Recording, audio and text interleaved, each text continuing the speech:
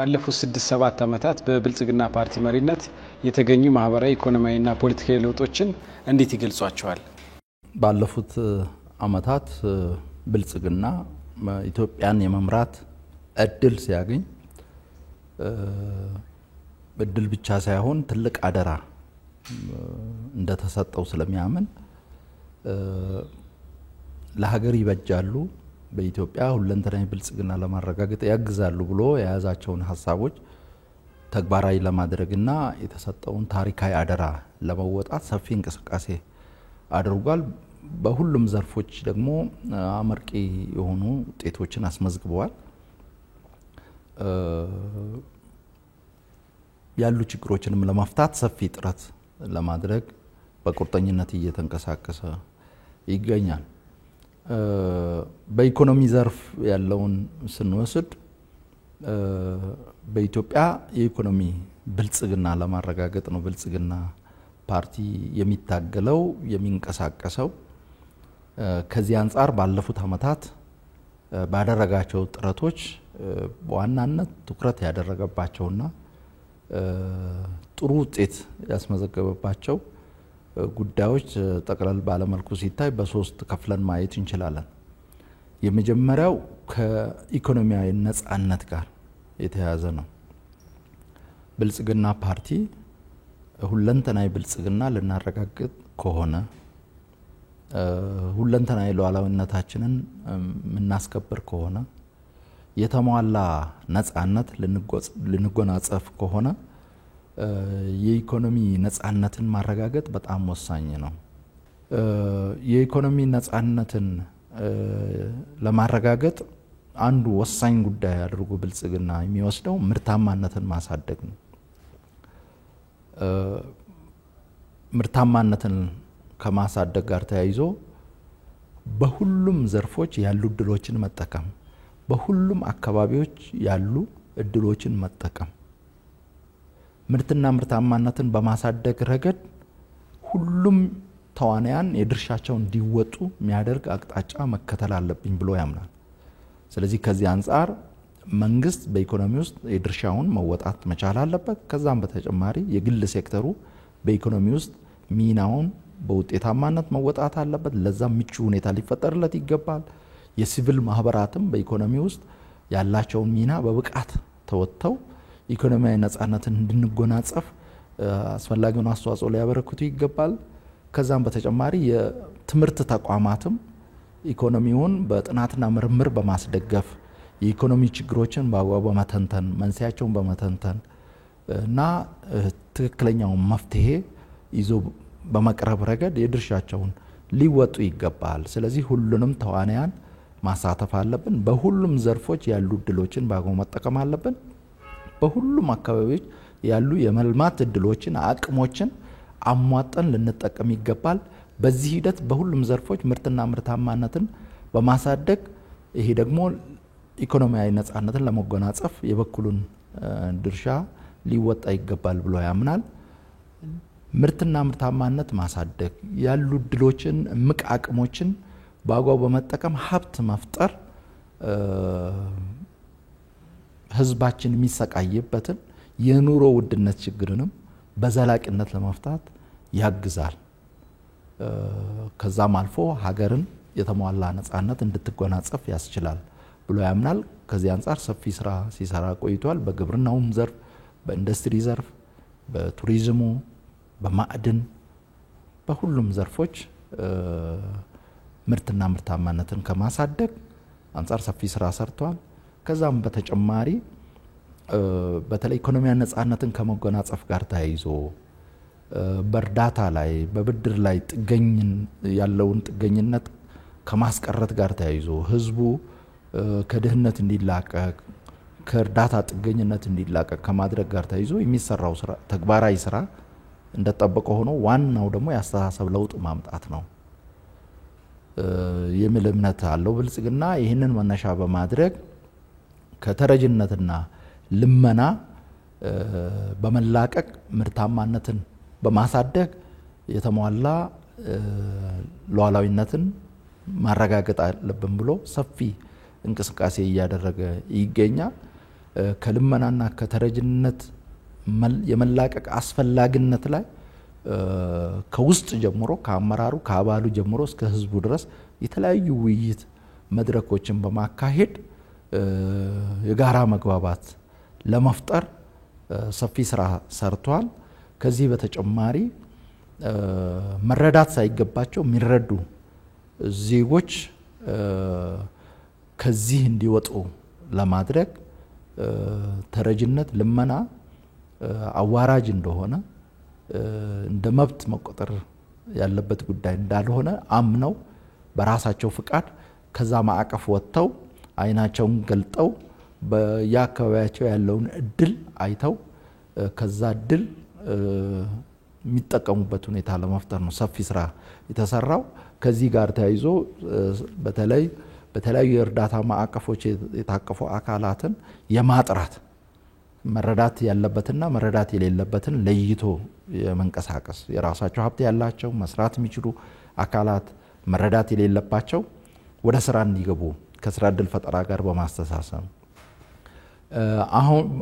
አሁን ላይ መረዳት ያለባቸው ግን በሂደት አስፈላጊው ድጋፍ ከተደረገላቸው የራሳቸውን ጥሪት አፍርተው ከተረጅነት ሊላቀቁ የሚችሉትንም አስፈላጊውን ድጋፍ በማድረግ በሂደት ጥሪት አፍርተው የራሳቸው ገቢ የራሳቸው ስራ ፈጥረው የሚወጡበትን ሁኔታ ለመፍጠር ነው ሰፊ ስራ ሲሰራ የቆየው።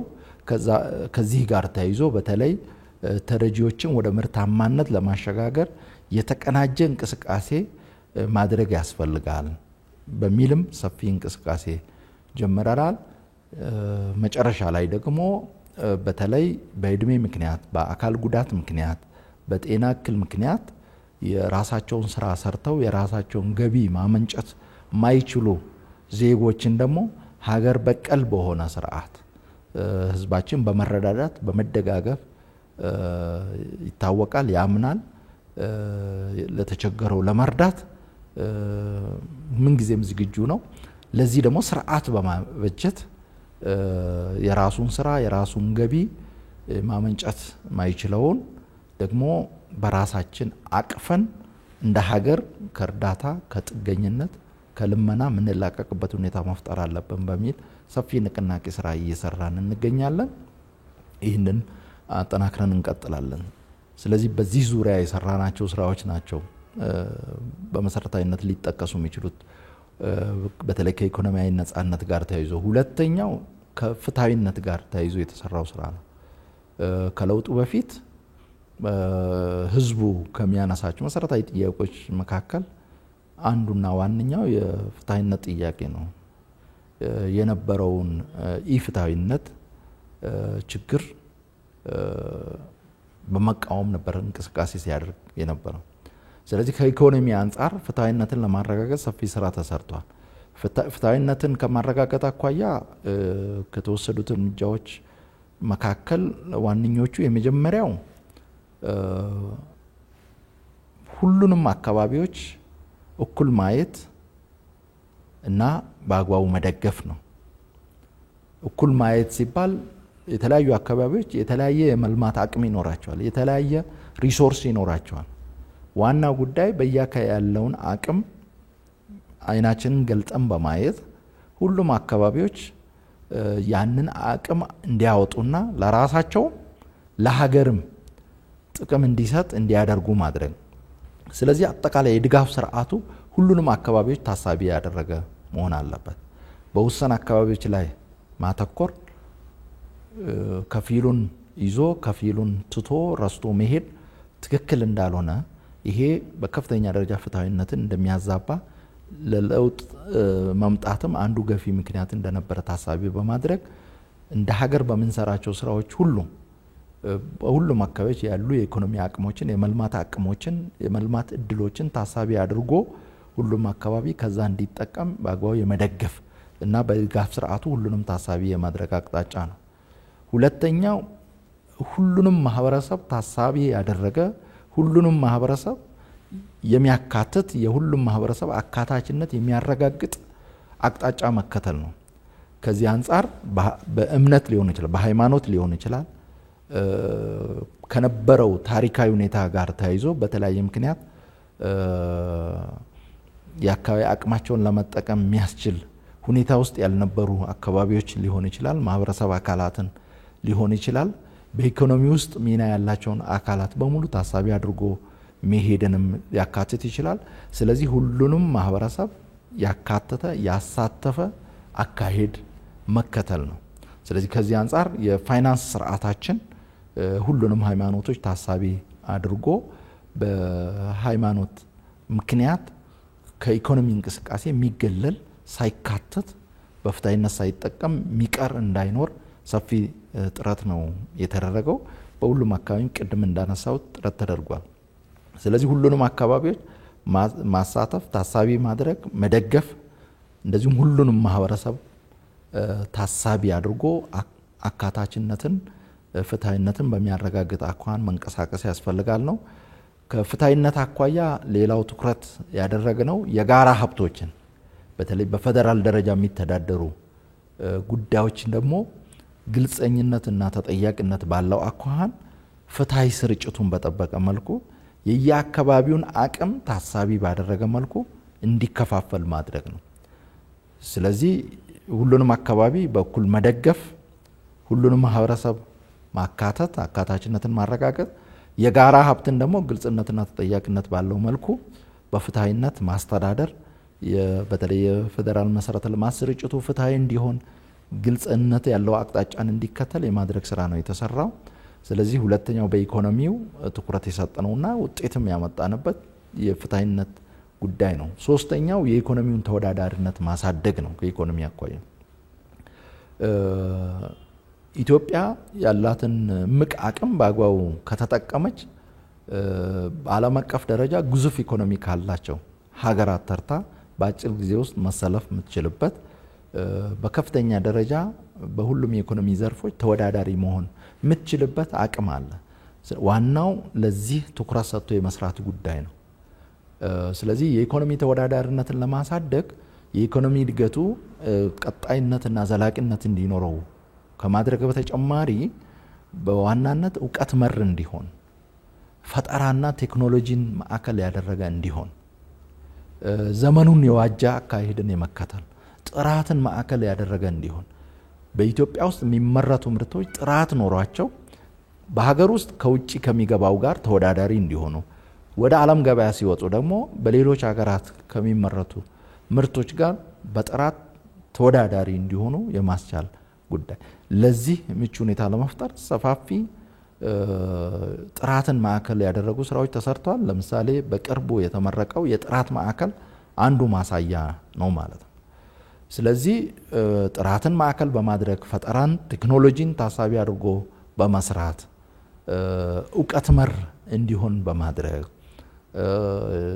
መካነ ትምህርት ተቋማት፣ የትምህርት ተቋማት በኢኮኖሚ ውስጥ ያላቸው ሚና በአግባቡ እንዲጫወቱ በማድረግ በጥናትና ምርምር ኢኮኖሚን እንዲደግፉ በማድረግ ሀገር በቀልም ሆነ አጠቃላይ ከኢትዮጵያ ጋር ሊሄዱ የሚችሉ እውቀቶችን በአግባቡ በመጠቀም ኢኮኖሚያችን ተወዳዳሪ እንዲሆን ልናደርግ ይገባል፣ ማስቻል አለብን የሚል አቅጣጫን ተከትለን ስንሰራ ቆይተናል። ትልቅ ውጤትም ተገኝቷል። በማህበራዊ ዘርፍም ስናይ በዋናነት መሰረታዊ ለውጥ ለማምጣት ጥረት ያደረግነው አንደኛው የትምህርት ጥራትና ተደራሽነትን ማዕከል ያደረገ ስራ በስፋት በመስራት ነው። የትምህርት ጥራት እንደ ሀገር ሁለንተናዊ ብልጽግና ለማረጋገጥ እጅግ በጣም ወሳኝ ነው። የኢኮኖሚ ብልጽግና በእውቀት ላይ የተመሰረተ ብልጽግና ኢኮኖሚያዊ ብልጽግና ለማረጋገጥም ወሳኝ በመሆኑ ለብዙ ነገሮች ለሰላሙም፣ ለዲሞክራሲ ስርዓት ግንባታውም፣ ለኢኮኖሚ መረጋጋትም ትምህርት እጅግ በጣም ወሳኝ ስለሆነ የትምህርት ጥራት ችግርን ከስር መሰረቱ መፍታት አለብን ብለን ነው የወሰድነው። ስለዚህ ከዚህ አንፃር ከአጸደ ህጻናት ጀምሮ ሰፊ ስራ መስራት ይኖርብናል። የአጸደ ህጻናት ትምህርትን ማስፋፋት መቻል አለብን። ከዚህ ቀደም እንደሚታወቀው በግል ተቋማት ነበር በስፋት የአጸደ ህጻናት ትምህርት የሚሰጠው። በዛ ብቻ ሳይወሰን የመንግስት ተቋማት ውስጥም ከቅድመ መደበኛ ትምህርት ጋር የተያያዙ ትምህርቶች ሊሰጡ ይገባል። ስለዚህ የኬጂ የአጸደ ህጻናት ክፍልን ጨምሮ የትምህርት አገልግሎትን ለመስጠት የሚያስችል ሰፊ ግንባታ ነው የተሰራው። በርካታ ክፍሎች በተለይ አጸደ ህጻናት ትምህርት የሚሆኑ ክፍሎች የተገነቡበት ትምህርት ቤቶች የተገነቡበት ሁኔታ የአጸደ ህጻናት ትምህርትን ሊሰጡ የሚችሉ መምህራንን በስፋት የማዘጋጀት የማሰማራት ስራ ለአጸደ ህጻናት ትምህርት የሚሆኑ ግብአቶችን በስፋት የማሟላት ያ ደግሞ በመንግስት አቅም ብቻ ስለማይቻል ማህበረሰቡን በማሳተፍ ማህበረሰቡ የትምህርት ጥራት ችግርን ከስር መሰረቱ ለመፍታት በሚደረገው ጥረት የድርሻው እንዲወጣ ህዝቡን ሞቢላይዝ የማድረግ ባለው አቅም እንዲያዋጣ ማድረግ በተለይ አቅሙ ያላቸው አካላት ሊደግፉ የሚችሉ አካላት የተማሩበትን ትምህርት ቤት መለስ ብለው እንዲያዩ በማድረግ በትምህርት ለትውልድ መርሃ ግብር በሁለት አመታት ብቻ ሰፊ ሀብት ሞቢላይዝ ተደርጎ ወደ 40 ቢሊዮን ብር የሚሆን ሀብት ሞቢላይዝ ተደርጎ በርካታ የአጸደ ህጻናት ትምህርት ቤቶች አንደኛ ደረጃ ትምህርት ቤቶች ተገነቡበት። በአጠቃላይ የትምህርት ቤቶች ለመማር ማስተማር ምቹ የሆኑ የትምህርት ጥራትን ለማረጋገጥ ምቹ የሆኑ እንዲሆኑ ለማድረግ ሰፊ ስራ ተሰርቷል። በዚህ ሂደት ውስጥ የተደራሽነት ችግሮችንም የመፍታት የአጸደ ህጻናት ትምህርት ተደራሽ ያልሆነባቸው ቦታዎች ተደራሽ እንዲሆን ማድረግ የአንደኛ ደረጃ ትምህርት ተደራሽ ያልነበረባቸው ቦታዎች ላይ ተደራሽነቱ እንዲረጋገጥ በማድረግ የሁለተኛ ደረጃ ትምህርት ተደራሽ ያልነበረባቸው ተደራሽ የማድረግ ስራ በስፋት ተሰርቷል። ከዛ በተጨማሪ ከትምህርት ጥራት ጋር ተያይዞ ትልቁ ችግር የነበረው የፈተና ስርዓታችን ነው እና የፈተና አሰጣጥ ስርዓቱ ለብልሹ አሰራር የተጋለጠ በመሆኑ በዚህ ላይ ደግሞ መደራደር የለብንም በሚል የፈተና ስርዓቱ ግልጽነት እንዲኖረው ለኩረጃ ማይመች እንዲሆን ተማሪዎች በልፋታቸው በጥረታቸው ልክ ብቻ ውጤት የሚያገኙበት ሁኔታ እንዲፈጠር ሰፊ ስራ ተሰርቷል። ስለዚህ በአንድ በኩል ተማሪው ከታች ጀምሮ በራሱ ጥረት በራሱ ልፋት ውጤት ለማግኘት ታሳቢ አድርጎ እንዲሰራ የፈተና ስርዓቱ ጠንከር ያለበት የፈተና ስርዓትን ማዕከል ያደረገ ስራ ብቻ ሳይሆን ደግሞ ዋናው ጉዳይና ችግሩን በዘላቂነት የሚፈታው ደግሞ ችግሩን ከስር መሰረቱ መፍታት ነው በሚል እምነት ከታች ጀምሮ የትምህርት ጥራት ችግሮች የሚፈቱበት ሁኔታ ሁለቱ ተደጋግፈው የትምህርት ጥራት እንዲሻሻል አስተዋጽኦ የሚያበረክቱበት ሁኔታ ይኖራል። በዚህ ሂደት መንግስት የድርሻውን በብቃት ለመወጣት ጥረት አድርጓል። ማህበረሰቡንም በስፋት በማሳተፍ በማንቀሳቀስ ባላቸው አቅም ሁሉ እንዲደግፉ በማድረግ በሁሉም ትብብር የትምህርት ጥራት ችግሮችን የተደራሽነት ችግሮችን ለመፍታት ጥረት ተደርጓል።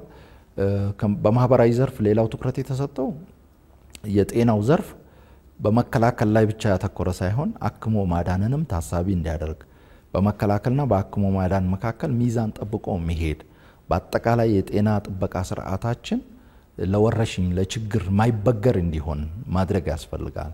በተለይ ከኮቪድ-19 ተገቢውን ልምድ በመውሰድ በቀጣይ የወረሽኝ ችግር አምጣውና የሚመጣ ከሆነ ያንን ተቋቁሞ ለህብረተሰቡ ተገቢውን አገልግሎት መስጠት የሚችል የጤና ጥበቃ ስርዓት ሊኖረን ይገባል በሚል ከኮቪድ-19 የተገኘውንም ልምድ በመውሰድ ሰፋፊ ስራዎች እየተሰሩበት የጤና ተቋማት አክሞ ለማዳን በሚደረገው ጥረት ብቃት ያለው ህክምና የሚሰጡ እንዲሆኑ ማድረግ በሌላ በኩል ደግሞ ከዚህ ቀደም ሲሰራበት የነበረውን የመከላከል ስራ በተለይ በሽታን ተላላፊ በሽታዎችን የመከላከል ስራም ተጠናክሮ የቀጠለበት በዛ ሂደትም ህብረተሰቡ በብቃት እንዲሳተፍ ለማድረግ ሰፊ ስራ የተሰራበት ሁኔታ አለ።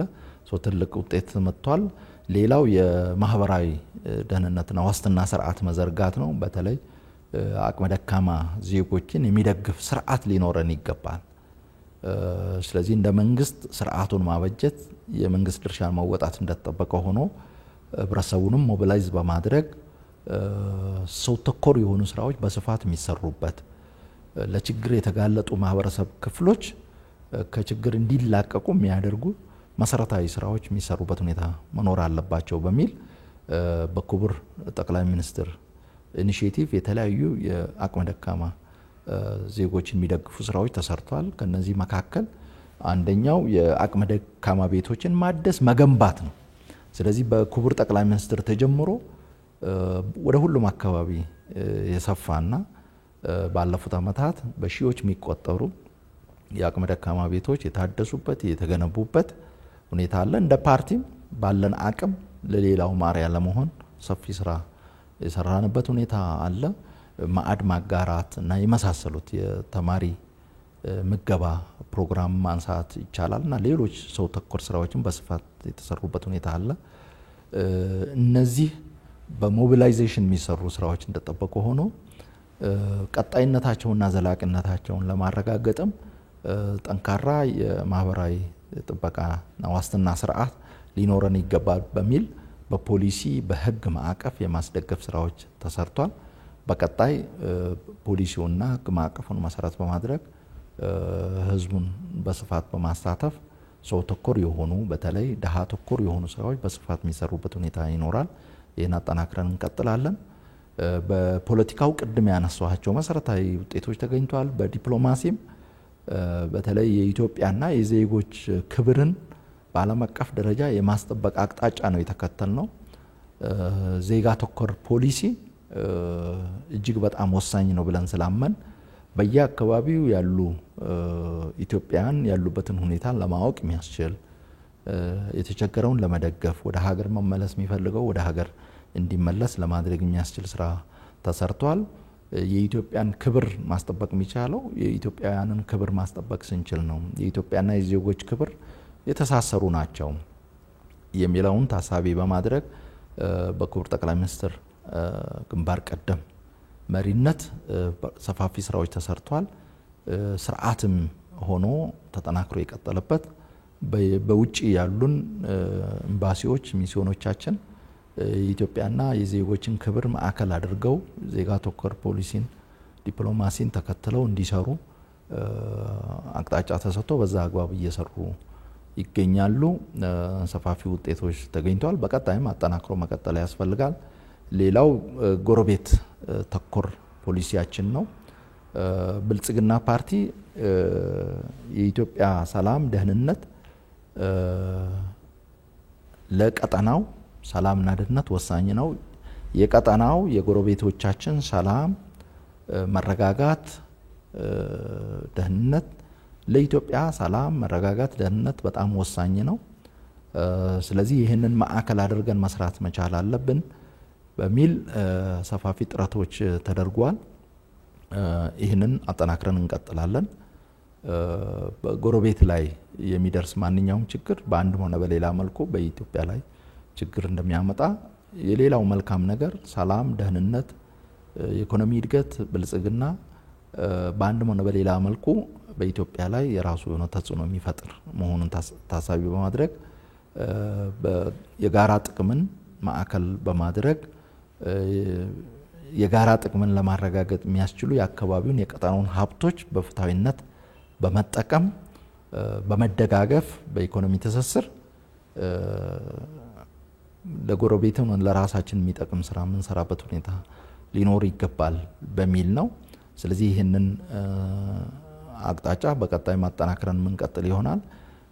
እነዚህ ሁሉ የኢትዮጵያንም ሆነ የዜጎችን ክብር በዘላቂነት ማስከበር የሚቻለው የጎረቤት ተኮር ፖሊሲያችን ውጤታማ ሊሆን የሚችለው በአጠቃላይ የኢትዮጵያን ብሔራዊ ጥቅም ፍትሃዊ በሆነ አኳኋን በዓለም አቀፍ ደረጃ ማስጠበቅ የሚቻለው ደግሞ የተቋም ግንባታ ሲጠናከር ነው።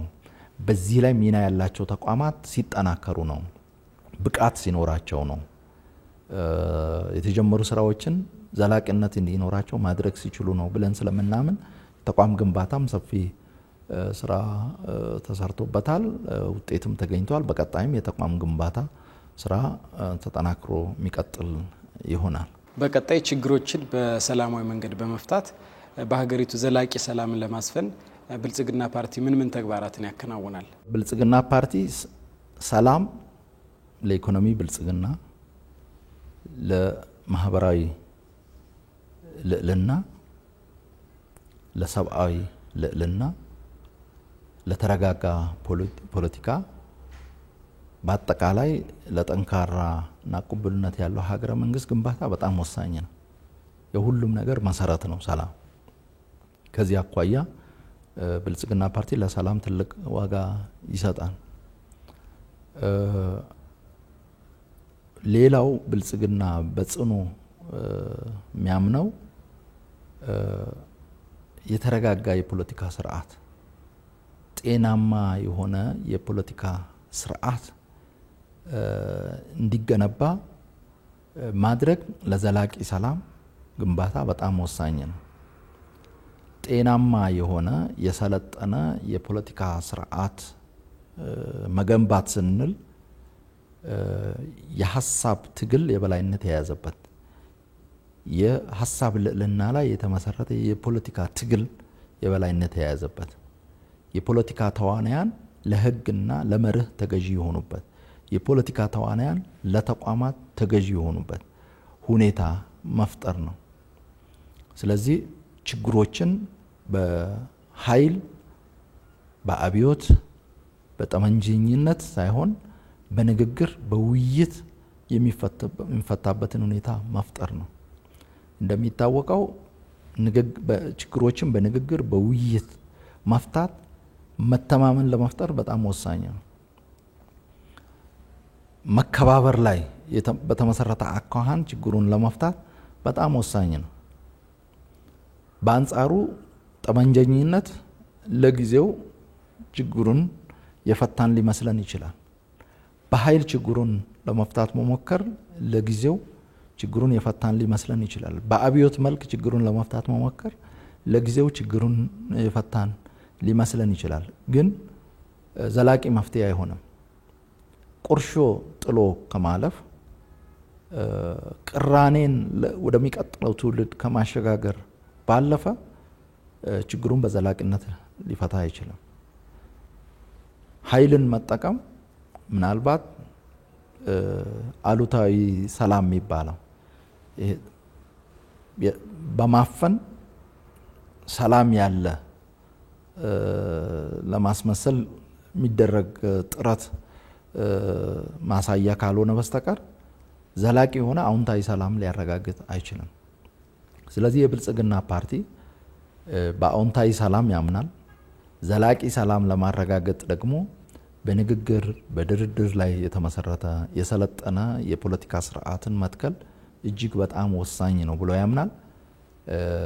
ስለሆነም የብልጽግና ፓርቲ ምን ጊዜም ራሱን ለሰላማዊ ንግግር፣ ለሰላማዊ ድርድር፣ ውይይት ራሱን ዝግጁ የሚያደርግ ፓርቲ ነው። ከዚህ አንጻር ለአብነት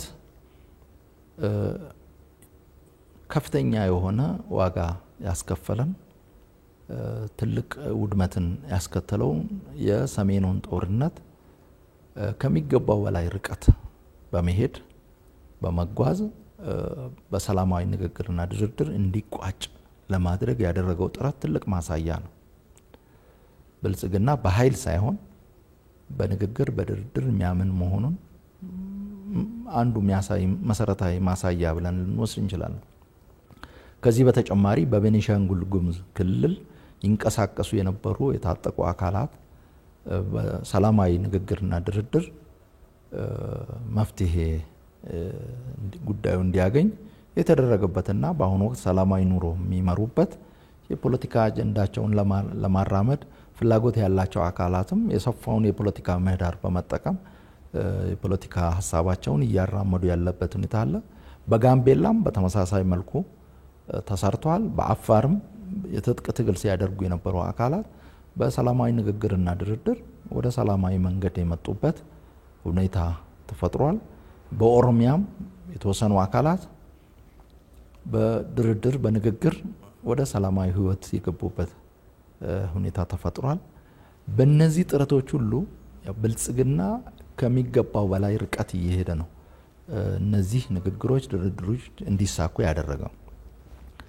በሌሎች አካባቢዎችም በኦሮሚያ የሚንቀሳቀሱ ጽንፈኛ አካላት በአማራ ክልል የሚንቀሳቀሱ ጽንፈኛ አካላትም ጋር ሰላማዊ የሆነ ንግግር ድርድር ለማድረግ ብልጽግና ፓርቲ ብዙ ጥረት አድርጓል። የሀገር ሽማግሌዎችን የሃይማኖት አባቶችን የተለያዩ ተጽዕኖ ፈጣሪ አካላትን በማሳተፍ ጭምር ወደ ንግግር ወደ ድርድር ወደ ውይይት እንዲመጡ ሰፊ ጥረት አድርጓል። ይሄ ጥረት ያልተሳካው እነዚህ ጽንፈኛ አካላት ለዘረፋ እንጂ ለንግግር ዝግጁ ስላልሆኑ ነው። ለምዝበራ እንጂ ለድርድር ዝግጁ ስላልሆኑ ነው። የህዝብን የሀገርን ጥቅም ማዕከል ያደረገ የህዝብን ዘላቂ መብትና ጥቅም ታሳቢ ያደረገ የህዝቦችን አብሮነት አንድነት ታሳቢ ያደረገ ክውዝ ስለሌላቸው ነው ወደ ንግግር ወደ ድርድር ያልመጡት።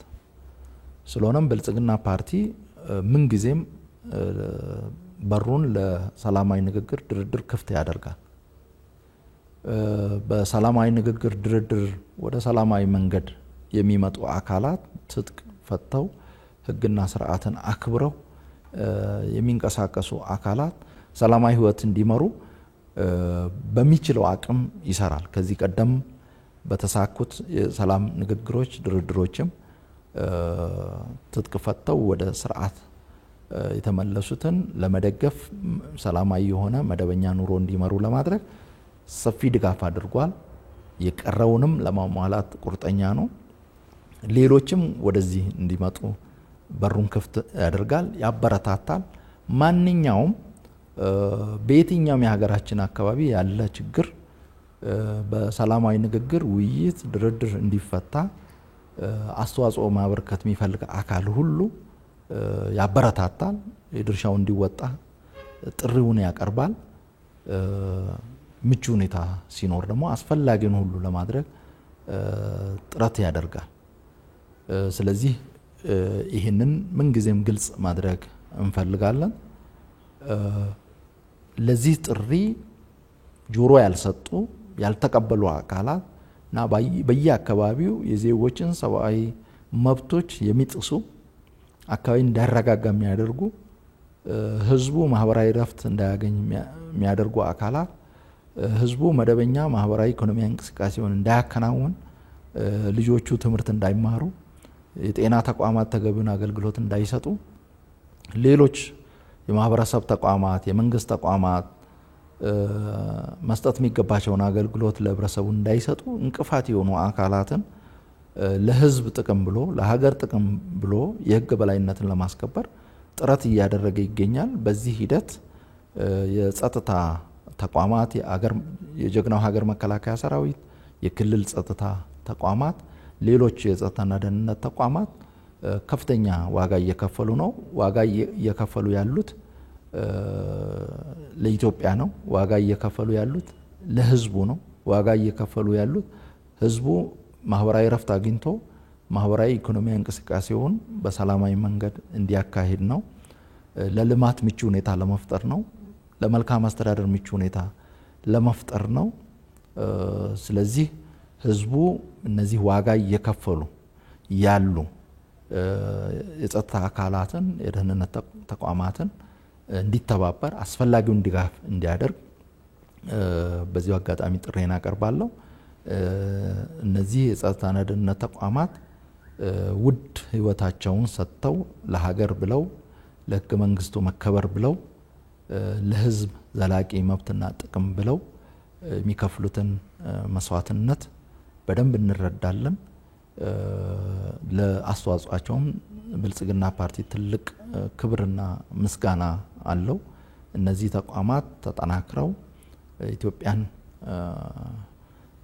ለማሻገር የህዝቡን ሁለንተናዊ ተሳትፎና ተጠቃሚነት ለማረጋገጥ የሚያደርጉትን ጥረት ሁሉ ይደግፋል። ለስኬታማነቱ አስፈላጊውን ሁሉ ያደርጋል።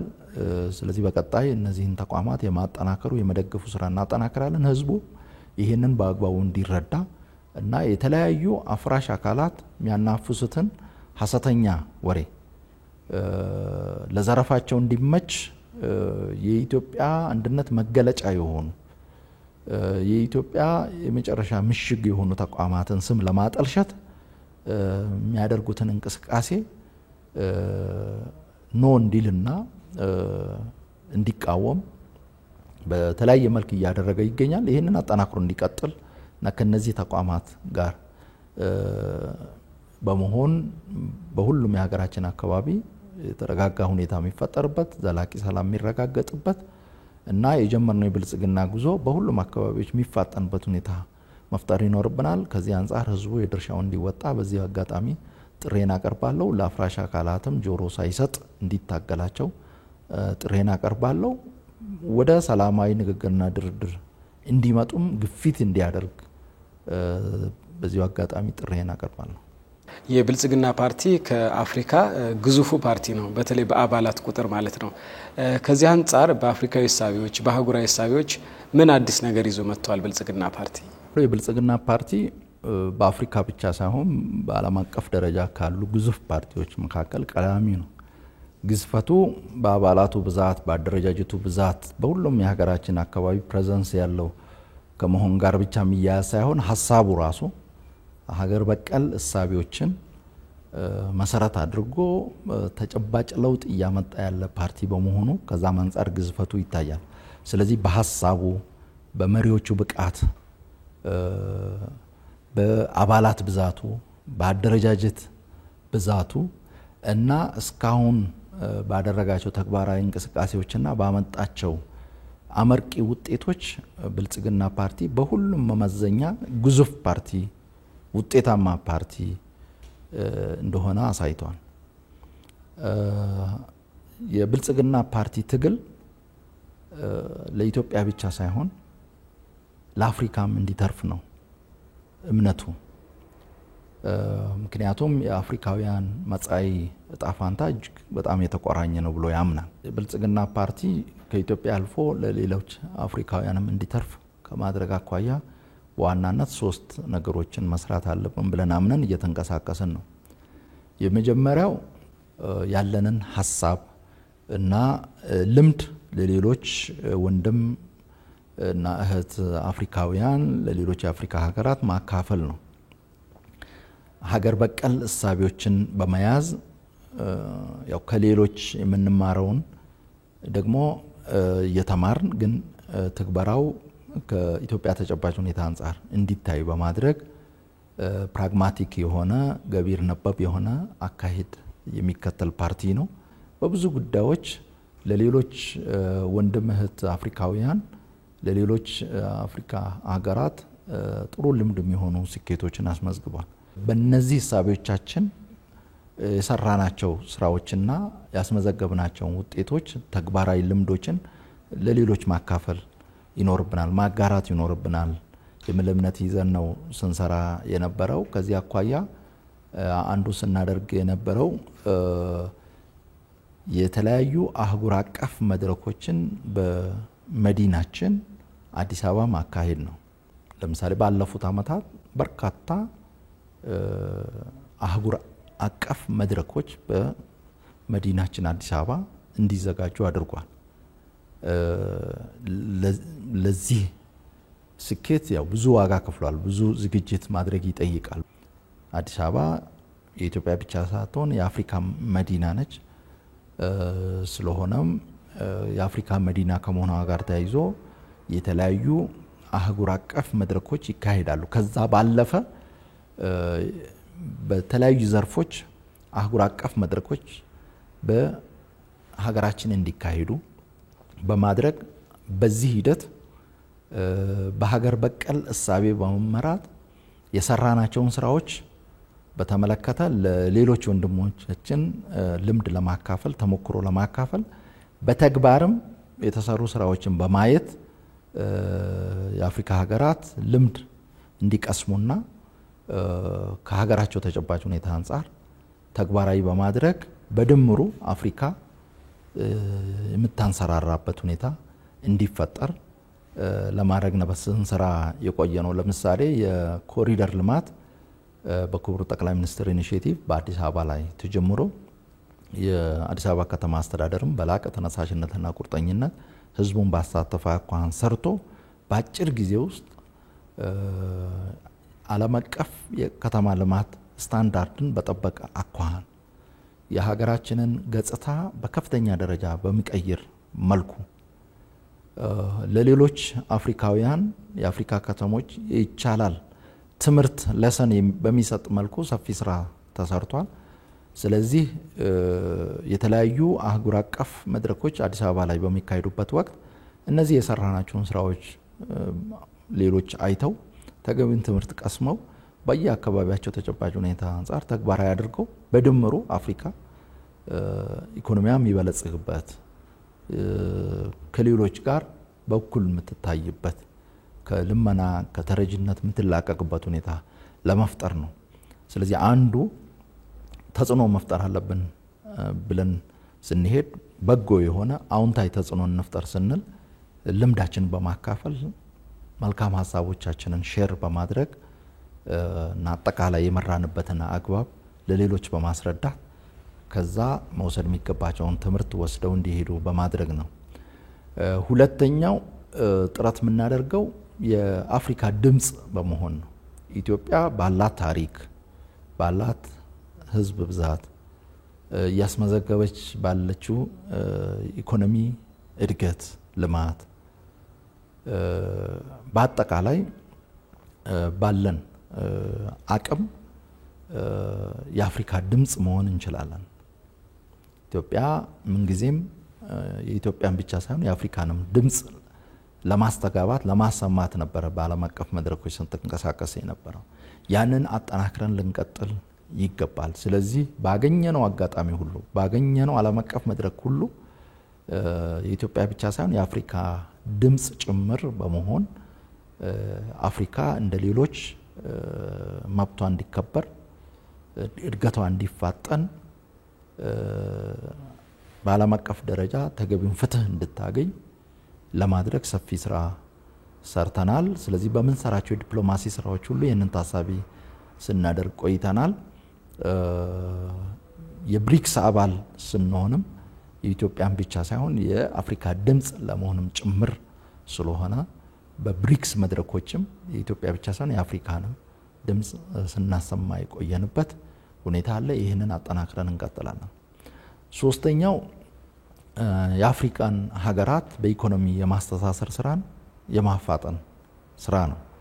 ከዚህ አኳያ ከጎረቤት በመጀመር በሂደት እየሰፋ አፍሪካ በመሰረተ ልማት እንድትተሳሰር አፍሪካ በኢኮኖሚ እንድትተሳሰር የመደመር ፍልስፍናን መሰረት በማድረግ ሁሉም የአፍሪካ ሀገራት አቅማቸውን በመደመር አፍሪካ እንድትነሳ እንድትበለጽግ ከሌሎች በኩል እንድትታይ ዓለም አቀፍ ፍትህ እንድታገኝ ካልተገቡ ተጽዕኖዎች ድርጊቶች እንድትላቀቅ ለማድረግ መስራት አለብን ነው። ስለዚህ ከዚህ አንፃር ባለፉት አመታት ስንሰራቸው የቆየናቸው ስራዎች በኢትዮጵያ ብቻ የሚወሰኑ ሳይሆኑ የቀጠናውን የኢኮኖሚ ትስስር የቀጠናውን የኢኮኖሚ ውህደት የሚያጠናክሩ ስራዎች የጋራ ተጠቃሚነትን መሰረት ያደረጉ የጋራ አቅሞችን ለጋራ ጥቅም በመጠቀም ለውጥ ለማምጣት የሚረዱ ስራዎች ነበሩ። ከዚህ አንፃር በሰፋፊ አፍሪካን በኢኮኖሚ የሚያስተሳስሩ መድረኮች ላይ በንቃት ስንሳተፍ ቆይተናል። ተግባራዊ እንቅስቃሴም ስናደርግ ቆይተናል። ያንን በቀጣይም አጠናክረን እንቀጥላለን።